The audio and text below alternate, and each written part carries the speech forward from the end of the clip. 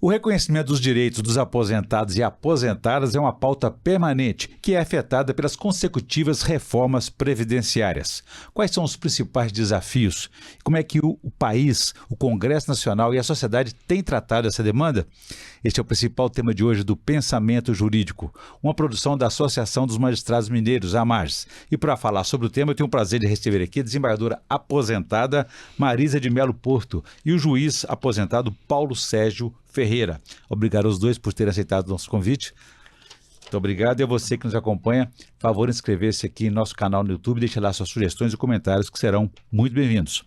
Doutora Marisa, afinal de contas, existe vida fora desse mundo chamado trabalho, poder judiciário, por exemplo? Orion, existe, claro. Eu tenho para mim que a nossa vida, ela não se pauta num único setor, que é o setor profissional. Nós temos diversos setores para viver. Temos um setor que é espiritual, um setor que é família, o setor de amigos, o setor de lazer e o profissional. Então, quando você já sente que é a hora de você deixar a profissão, você tem todos os outros setores para você aproveitar. E aproveitar com mais leveza, com menos rigidez, com o conhecimento que traz da vida ativa e sem a pressão que um trabalho com horário marcado te impõe. Muito bem, doutor Paulo. A gente sabe que o último dia 24 de janeiro foi o Dia Nacional dos Aposentados. Uma homenagem, mas está tendo reconhecimento? Porque desde que a Constituição de 88 estabeleceu a paridade em defesa aí dos direitos dos aposentados, de lá para cá a gente vê que a cada reforma os direitos estão sendo extraídos. Como é que o senhor avalia esse momento dos aposentados e aposentadas? Orion, a paridade e integralidade foi criada anteriormente para garantir ao juiz, e não com privilégio, para que o juiz trabalhe com independência, enquanto estiver na ativa. O objetivo não foi privilégios, e sim garantia constitucional para aquele da ativa trabalhar imparcialmente, sem pressões. Na época, quando foi criado a paridade, integridade, e que instaurou o subsídio, elevou-se o subsídio até ali naquele ponto que seria viável a sobrevivência financeira dos juízes. Porém, no decorrer desse tempo, isso foi desgastando financeiramente, e quando a gente chega na aposentadoria, enquanto está na ativa, consegue essa qualidade financeira. Mas quando você prepara para aposentar, você vê a perda de direitos. Por quê? Porque não houve um reajuste, não houve o reconhecimento de continuar a paridade e integridade no subsídio. E foi criando, a própria necessidade, alguns, vou chamar de penduricalhos, Auxílios, auxílios, que popularmente nós chamamos de penduricalho, a mídia cria isso, mas são auxílios que são legais, porém não atinge aos aposentados. Então, o grande problema na hora da aposentadoria é você se programar para essa diminuição dos seus vencimentos, salários, e deixar somente subsídio para conseguir ter uma aposentadoria programada financeiramente. Muito bem. Doutora Marisa, a senhora falou há pouco dos benefícios de uma aposentadoria e o doutor Paulo está falando das perdas financeiras que elas acontecem. A gente vê várias pesquisas que apontam que os aposentados e aposentadas precisam recorrer a uma complementação dessa renda, buscando mais trabalho após a aposentadoria, às vezes fazendo até empréstimo. Eu sei que a senhora lida também na cooperativa e sabe bem dessa realidade. O que a senhora tem a dizer para nós sobre isso? Bom, isso é um fator que acontece mesmo. Que o Paulo Sérgio trouxe aqui é a falta da paridade entre o pagamento do salário dos ativos e dos aposentados. Ao se aposentar, os juízes perdem algumas rubricas ou abonos que tem na ativa, e o que traz um pouco de dificuldade para eles. Eu gosto bem de chamar a atenção para um ponto do seguinte: os planos de saúde são ótimos. O nosso aqui da Magis é excelente. Mas não basta você ter um bom plano de saúde, porque existem materiais que o plano de saúde não cobre. Ele não cobre, por exemplo, um acompanhante, o tomador de conta, uma cadeira de roda, uma cadeira de banho e outras necessidades. É onde eu vejo que é a maior dificuldade do aposentado, porque nós todos sabemos, claro, que ao envelhecer nós vamos perdendo a vitalidade, a saúde e a autonomia. Então, ele precisa de ter um amparo financeiro para que ele tenha uma velhice com dignidade.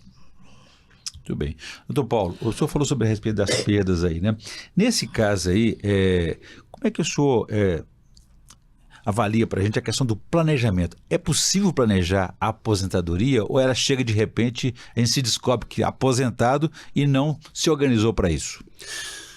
Na verdade, programar para uma aposentadoria é mais fácil programar para a questão emocional, psicológica, o que se vai ocupar o seu tempo após sair da magistratura jurisdicional.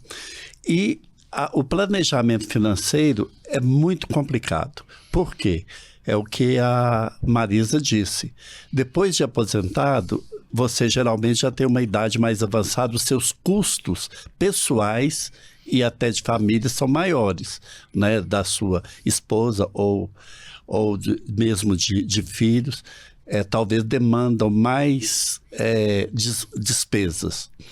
Mas, pessoalmente, no início, eu não consegui fazer esse planejamento financeiro. Por quê? A minha aposentadoria foi decidida após eu ser revascularizado, tive que fazer uma cirurgia e optei por aposentar. Cuidar da saúde. Psicologicamente fui preparado para isso, não me afetou e acredito que muitos que optam por aposentar-se preparam esse lado psicológico. Porém, o lado financeiro, a gente não tem como acompanhar o que vai ocorrer no mundo de despesas. Então, é necessário adequar. E muitos de nós, com isso, precisam procurar outras ocupações remuneradas para complementar. Esse é o grande desafio após a aposentadoria. Entendi. Doutora Marisa, a senhora está aposentada, como já dissemos, mas ainda está nativa, de forma que a senhora atua numa cooperativa, né? A senhora avalia que as empresas, ou mesmo o Tribunal de Justiça, que a senhora já participou dele aqui de Minas Gerais, existe ali algum programa, ou deveria existir um programa de preparação desses tantos magistrados, magistradas, servidores e servidoras para esse momento que vai chegar inevitavelmente? Sim, eu acredito que o tribunal tem. Eu não posso te falar se ele tem, mas eu acredito que sim, porque diversas empresas e instituições têm, porque é muito importante essa preparação psicológica, como afirmou aqui o meu colega Paulo, e a financeira também, para que a pessoa tenha uma tranquilidade da velhice melhor. Então, é uma preparação que faz agora. É uma coisa que eu acho também que o ser humano, por si só, ele já deve preparar, porque ele sabe que ele não é dono do cargo, principalmente funcionário público. Ele sabe que vai chegar um determinado dia que ele vai sair. Então, à medida que o tempo vai passando, é uma questão de maturidade você já ir se programando para outro momento de vida. E o momento da aposentadoria é bom. É especial. É especial. Eu acho assim, primeiro a gente tem que ter uma gratidão pelo trabalho que a gente teve. Porque o trabalho é muito importante na vida da pessoa e principalmente da sociedade. O trabalho é um dever social. E depois, uma gratidão por este período em que a pessoa pode viver sem trabalhar e ter esta remuneração para garantir a sua dignidade de vida. Eu associo duas coisas à aposentadoria: a gratidão pelo que já tem e que vai ter, e a ação. Onde que está a ação? Na inovação. Então, tem diversas pessoas, como Paulo disse, e você mesmo, que trabalham depois de aposentados. Então, se Deus deu a cada um de nós um dom, depois do período laborativo ativo, a aposentadoria é o momento de exercitar este dom. Ou de música, de carpintaria, de bordado, de ginástica, de esporte. E a gente vê em diversos setores, não só na justiça, as pessoas se aposentarem, mas terem uma facilidade de ir ao mercado de trabalho com mais conhecimento, mais bagagem e menos pressão. Eu acho importante. Ainda que a pessoa não queira se aposentar, não pode ser negacionista, tem que encarar os fatos e a realidade, né? Claro, ninguém é eterno. Doutor Paulo, encerrando esse bloco aqui, eu queria saber do senhor sobre a questão da contribuição previdenciária, né? Porque no INSS, né, na Previdência Pública aí, não se paga a contribuição após a aposentadoria, mas no caso da magistratura, sim. Por quê? Não contribuiu o suficiente, não? Eu acredito o seguinte, que é devido à ausência de recursos próprios que o Estado necessita para complementar o pagamento dos não aposentados. A meu ver, e de várias outras, teria que ser revisto esse fator do percentual cobrado do aposentado, que pesa no momento da distribuição dos valores que você vai ter líquidos para suas despesas, pois quando você está na ativa, como eu já disse, você tem mais rubricas a receber. E a hora que aposenta, essas rubricas não são computadas nos seus vencimentos, mas essa contribuição previdenciária continua a ser um encargo para o aposentado. Teria que fazer um estudo, a meu ver, de uma forma de diminuir esse percentual de contribuição para que equipare os valores de quando você está na ativa e depois de aposentado, ou recupere um pouco desse poder aquisitivo do magistrado. Isso depende da legislação, que existe até um projeto nesse sentido, uma proposta nesse sentido, mas todos que mexem no Congresso Nacional vem corte aí. Vem corte. Muito exatamente. bem. Vou fazer um pequeno intervalo. No próximo bloco a gente fala de outros desafios e demandas da aposentadoria. A gente volta em instantes.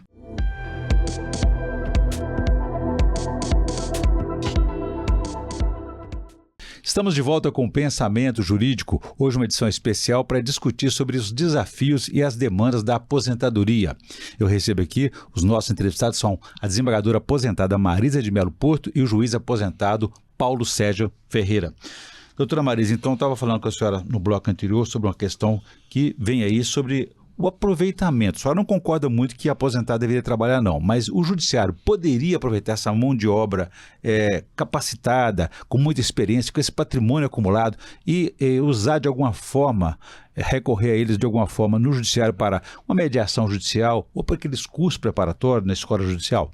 Claro, eu acho que quem se aposentou e ainda quer fazer uma atividade no campo jurídico, claro que o tribunal poderia aproveitar essas pessoas, principalmente nesses dois pontos que você trouxe, na escola judicial e também nas conciliações.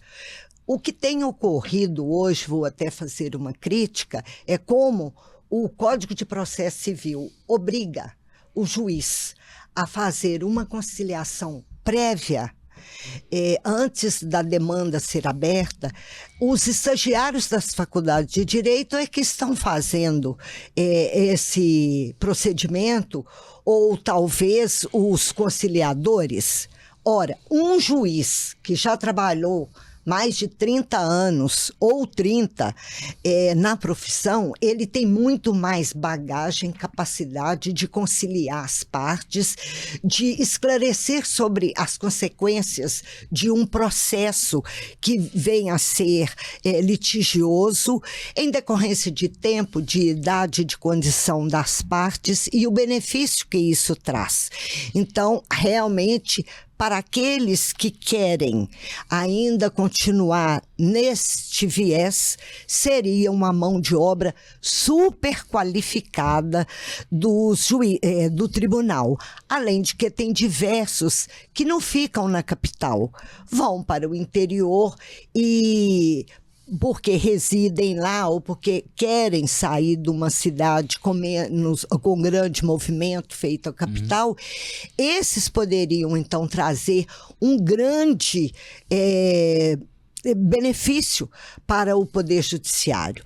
E na formação também, não só aqui na capital, como nós temos a Escola Judicial Enéas Fernandes, mas preparação de cursos regionais para os servidores do fórum, para os estagiários, para os assessores dos juízes. Seria muito interessante se viesse essa postura de dentro do Poder Judiciário. Interessante, doutor Paulo, porque o que a doutora Marisa falou aqui sobre essa preparação, essa capacitação acumulada, né, essa experiência acumulada que os juízes e juízas, magistrados e magistradas têm, porque ele passou por várias comarcas, né? O senhor mesmo já teve em várias comarcas de Minas Gerais, interior de Minas Gerais, e essa itinerância ajuda a formar melhor o magistrado, a magistrada, porque é um aprendizado, cada região ensina um pouco. Como é que o senhor avalia essa experiência acumulada e a importância dessa vida itinerante de magistrado e magistrada? Olha, o que a Marisa disse, né, a questão, abordar primeiro essa questão do aproveitamento junto ao tribunal, como conciliador, como docente, né, para ministrar cursos. Primeiro, eu acho que seria bom esse aproveitamento, porém, tem que ver aqueles magistrados que têm esse dom de ser do magistério, o dom também de disponibilizar tempo para a conciliação. Dom para conciliação, acredito eu que todos têm. Todos os nossos colegas, magistrados, embargadores que já se aposentaram, têm esse dom. O dom de ministrar cursos já é um pouco mais específico e um dom de cada um deles. O que vai barrar ali seria a questão da remuneração, porque ele teria que fazer um trabalho voluntário e não remunerado. Por quê? Porque você não pode acumular remunerações que é impedido pelo próprio sistema jurídico. Em questão de aproveitamento, esse caminhar nosso, né, que caminhamos pelos interiores de Minas Gerais, só trouxe bagagens positivas. Por quê? A gente olha as demandas de uma forma mais apurada, com o passar do tempo de ter passado. Cada comarca tem suas peculiaridades, cada setor, e isso só nos trouxe bagagens para nossa vida profissional, enquanto magistrado, mas também pela vida pessoal e ensinamentos. Então, acho que seria um bom aproveitamento dessa bagagem que a gente adquiriu no decorrer do tempo para levar esse conhecimento para outros magistrados que ainda não passaram, que estão iniciando, que não passaram por essa experiência, e ver o quanto é salutar você andar pelas comarcas de Minas Gerais para um aprendizado, para crescer sua bagagem profissional e principalmente pessoal. Além da escola judicial, é uma informação importante às comarcas, né? Isso. Doutora Marisa, a gente sempre ouviu falar também dessa relação do magistério com a magistratura, né? Sim. Muitas magistradas dão aula em universidades, quer dizer, também existe uma identidade, existe aí uma certa capacitação do magistrado. Isso ajuda nessa formação, tanto dele próprio, como também dos futuros operadores do direito. Sim, o magistério, aliás, é a profissão autorizada pela própria Constituição, a única, para que o magistrado exerça enquanto na ativa. E o magistério traz realmente uma oportunidade para uma aposentadoria com outro ganho.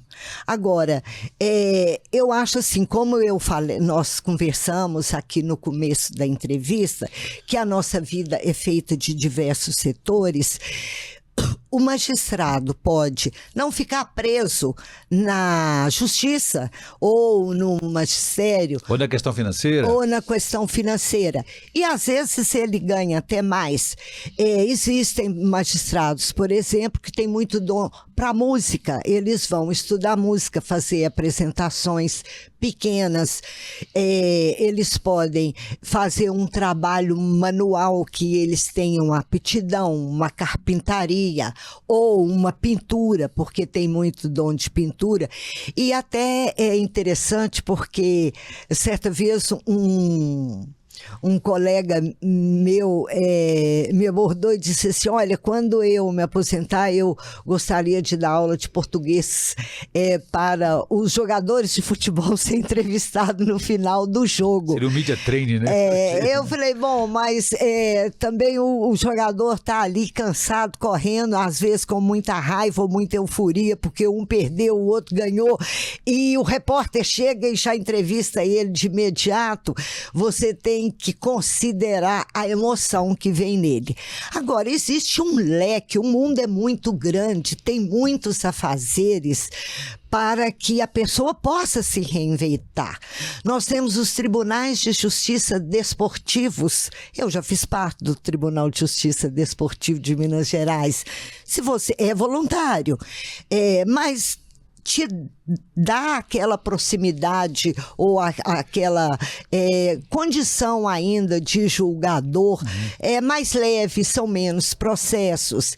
Tem outros que abrem livraria porque gostam de ficar vendo. Tem outros que tinham um osso muito grande e vão morar num sítio, criam um cachorro. Tem um grande magistrado nosso aqui que se dedica à criação de cães. Tem o mundo inteiro para passear. E alguém fala, mas eu estou na cidade pequena e lá não tem cinema, não tem um clube feito o Minas Tênis Clube aqui, que a hora que você vai lá, qualquer coisa você pode praticar. Então pega um tabuleiro de dama ou de xadrez e senta no banco da praça. Para você conviver com seus amigos, leva sua família. A vida é muito boa. Plural, né? O mundo é plural. Então tem muita coisa. Eu não tenho tempo como aposentada. Doutor Paula, a doutora Maria deu vários conselhos, várias dicas aí sobre o que fazer na aposentadoria. Mas quando falar de esporte tem que ser mais imparcial ainda, né? O senhor poderia me dizer aqui o seguinte, que conselho o senhor daria aí para os aposentados ou até mesmo na legislação nativa, quando se fala, por exemplo, de previdência complementar? Como é que isso pode ajudar? Que benefícios traz para a carreira e para a vida da pessoa? Olha, Orion, com a mudança previdenciária imposta pela Constituição, as mudanças, eu sou do tempo ainda que tem a paridade com da ativa e não necessitei fazer essa previdência privada. A paridade é o salário igual e a integralidade é o mesmo reajuste? Não, ou o contrário? A paridade seria com o subsídio, né, que eu estou dizendo. Aham. Porém, com as mudanças que estão ocorrendo, previdenciárias que vêm ocorrendo, os magistrados que ingressaram mais recentes ou que irão ingressar precisam se preparar para isso. Por quê? Não tem essa garantia mais da integralidade e da paridade. Eu conheço pouco essa área previdenciária, nunca estudei, mas o que tomei conhecimento é o seguinte, que se não fizerem uma previdência privada, preparar para ter uma complementação da sua aposentadoria do cargo de magistrado, vai ficar irrisório irrisório no ponto de vista do ganho que está na ativa.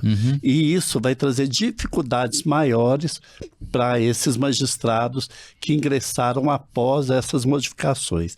Então, acredito eu que poderíamos, né, até fazer um estudo, trazer aconselhamentos, encontros nesse sentido com a magistratura da ativa para ver quem encaixa nessa antiga situação que dá esse direito e aqueles que ingressaram após e que vão ter que ser submetidos às mudanças previdenciárias, para que tenham... Muitos já têm essa consciência, mas saber uma solução do que fazer para, quando chegar o momento de aposentar, para complementar sua renda dentro do direito previdenciário e não com complementação de outros cargos que tenham necessidade de exercer. Porque com as consecutivas reformas previdenciárias existem vários tipos de magistratura e hoje quem ingressar nos dias de hoje vai se aposentar com o regime da Previdência, quer dizer, com o teto da Previdência, né? Exatamente. Realmente muda um pouco aí a realidade para eles. Bom, eu conversei aqui com a desembargadora aposentada Marisa de Melo Porto e o juiz aposentado Paulo Sérgio Ferreira. Falamos aqui sobre os desafios e as demandas da vida na aposentadoria. Obrigado aos dois, um prazer recebê-los aqui. Muito obrigada, foi uma honra o seu convite. Falar agora sobre a aposentadoria é trazer a nossa experiência de vida, que de qualquer forma leva alguma mensagem para aqueles que estão aposentados ou aqueles que seguramente estarão aposentados mais cedo ou mais tarde. Bom, nós que agradecemos. Se você quiser ver e rever a entrevista, vá aos canais da AMAGE no YouTube, nas redes sociais e também no site da associação. Obrigado e até a próxima.